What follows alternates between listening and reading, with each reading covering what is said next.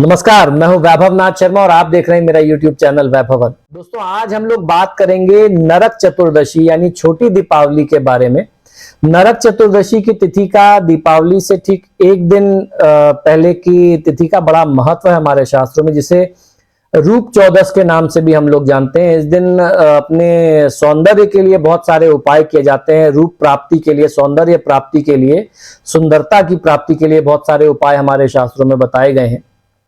साथ ही साथ इस तिथि को काली चतुर्दशी के नाम से यानी या फिर कहें काली चौदस के नाम से भी जानते हैं। तो आइए हम लोग जानते हैं कि काली पूजन का महत्व इस तिथि में क्या है, और जो लोग भी नरक चतुर्दशी में यम देवता का दीपदान करते हैं तो उसके लिए दीपदान का क्या मुहूर्त रहेगा इस बार, इसके बारे में हम लोग जानकारी करेंगे।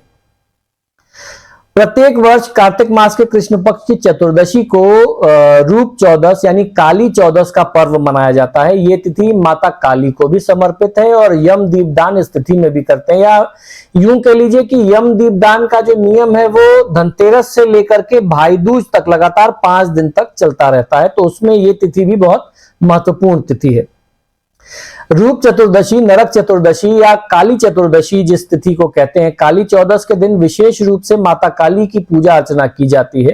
काली चौदस को रूप चौदस या नरक चतुर्दशी के नाम से भी जानते हैं। बंगाल में काली चौदस के दिन माता काली के जन्मदिन के रूप में इस तिथि को मनाया जाता है। ऐसी मान्यता है कि इस दिन जो व्यक्ति पूजा और दीपक जलाता है उस व्यक्ति को जीवन की तमाम तरह की परेशानियों और कष्टों से, पापों से, जाने अनजाने में किए गए पापों से मुक्ति मिल जाती है। दिवाली से पहले रूप चौदस के दिन घर के कई हिस्सों में यम के लिए दीपक लगाए जाते हैं। इस दिन यमराज के लिए दीपदान करना बहुत महत्वपूर्ण होता है। इस दिन सभी नकारात्मक ऊर्जाओं को जला दिया जाता है, समाप्त कर दिया जाता है, क्योंकि यह बुरी ऊर्जाओं से छुटकारा पाने का सबसे महत्वपूर्ण तिथि, महत्वपूर्ण दिन, शुभ दिन माना जाता है। इस दिन तिल का उपयोग करके तैलाभ्यंग स्नान करना चाहिए। ब्रह्म मुहूर्त में उठ करके पूरे शरीर में तिल के तेल का आपको मालिश करना चाहिए या तिल से बना हुआ उपटन लगाना चाहिए और उसके बाद आपको स्नान करना चाहिए, ऐसा हमारे शास्त्रों का मत होता है। काली चौदस के दिन रात्रि में माता काली की उपासना करने से साधक को मानसिक तनाव से मुक्ति मिलती है। इसके साथ ही शरीर में सकारात्मक ऊर्जा का प्रवाह होता है। मान्यता है कि काली चौदस पर काली पूजा करने से शत्रु पर विजय प्राप्ति का वरदान मिलता है। जो साधक तंत्र साधना करते हैं वो काली चौदस के दिन महाकाली की साधना को अधिक प्रभावशाली मानते हैं और उसको करके अपने जीवन के तमाम प्रकार के विघ्न, कष्ट और परेशानियों से मुक्ति पा लेते हैं। माता काली की पूजा में किन किन सामग्रियों की विशेष रूप से आवश्यकता होती है, जो खास खास प्रमुख सामग्रियां हैं वो बता देता हूं आपको।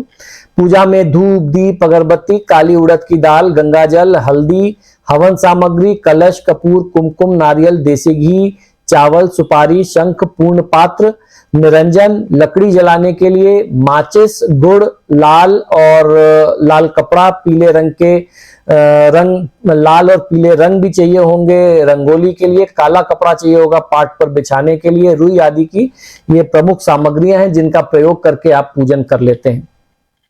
तो एक बार संक्षिप्त में समझ लीजिए कि किस प्रकार से आपको रूप चतुर्दशी की तिथि में यानी नरक चतुर्दशी की तिथि में नरक से मुक्ति पाने के लिए, रूप और यौवन की प्राप्ति के लिए उपाय करना चाहिए। तो सबसे पहला यह है कि काली चौदस की पूजा करने से पहले तैलाभ्यंग स्नान करना होता है। ऐसी मान्यता है कि तैलाभ्यंग स्नान करने वाला व्यक्ति जो है नरक में जाने से बच जाता है। तैलाभ्यंग स्नान के बाद आप अपने शरीर पर परफ्यूम लगा करके पूजा वगैरह में बैठ सकते हैं। परफ्यूम की जगह अगर इत्र का प्रयोग करेंगे तो आपको ज्यादा बेहतर होगा। इत्र नहीं भी हो तो आप कोई भी खुशबूदार सेंट परफ्यूम लगा सकते हैं। काली चौदस पूजा में माता काली की मूर्ति की स्थापना आपको एक चौकी पर करनी चाहिए। जब आप चौकी पर माता काली को स्थापित कर लें उसके बाद आपको दीपक प्रज्वलित करके माता की पूजा आराधना करनी चाहिए। इसके बाद हल्दी, कुमकुम, कपूर, नारियल माता को समर्पित करके आप पूजन की प्रक्रिया अपनी संपूर्ण करें। इसको नरक चतुर्दशी, इस त्योहार को इसलिए भी कहते हैं कि इस तिथि में भगवान श्री कृष्ण ने नरकासुर नामक एक राक्षस का वध किया था मथुरा में। तो जहां पर भगवान श्री कृष्ण ने नरकासुर का वध किया और उनको बहुत कठिन परिश्रम करना पड़ा वध करने के बाद, तो भगवान श्री कृष्ण ने नरकासुर के वध के बाद जिस स्थान पर विश्राम किया उस स्थान को विश्राम घाट के नाम से आज भी जानते हैं, वो मथुरा में है। और उनके शरीर पर जो राक्षस के रक्त लग गए थे, उसका खून लगा हुआ था, भगवान श्री कृष्ण की दासियों ने, गोपियों ने उनकी सेवा की, तेल से मालिश करके उनको स्नान कराया।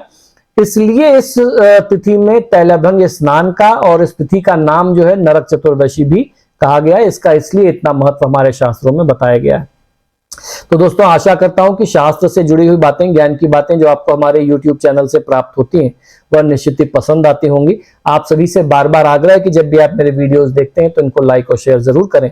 और आपने अगर अभी तक मेरे चैनल को सब्सक्राइब नहीं किया तो प्लीज इसे सब्सक्राइब करिए। इसी शुभकामना के साथ कि आपका दिन शुभ हो, मुझे आज्ञा दीजिए और देखते रहिए मेरा YouTube चैनल वैभव। नमो नारायण।